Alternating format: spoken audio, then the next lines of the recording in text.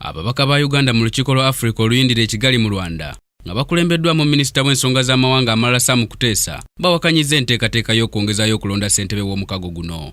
Uganda yasimbawo Dr. Specioza Wandera Kazibwe ku kifo kino, ono ng'avuganya ne Agapito Mbama Kuyo wa Equatorial Guinea wamu ne Dr. Pelomi Venson Motoyo wa Botswana. Wabula minisita Sam Kuteesa bw'abadde ayogerako ne banne bakola ku nsonga z'amawanga amalala alaze obwennyamivu olw'enteekateeka eriwo ey'okwongezayo okulonda n'agamba nti kino kigenda kuba kimenya mateeka g'omukago.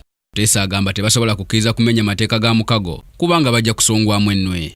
Ensonga amawanga amalala agatayagala kulonda kuno kubeerewo ze gasinza okwesigamako kwe kubanga basatu abeesimbawo tebalina bisaanyizo bikulembera mukago nga n'olwekyo baagala okulonda kwongezebweyo okutuusa mu January wa 2017 okusobozesa abantu abalala okuvuganya.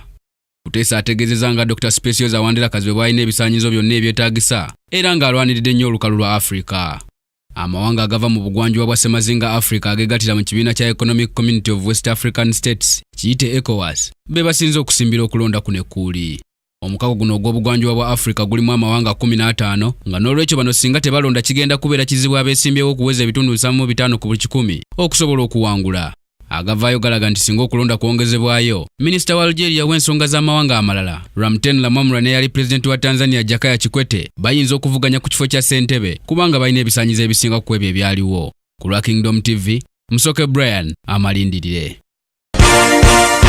This is Kingdom TV.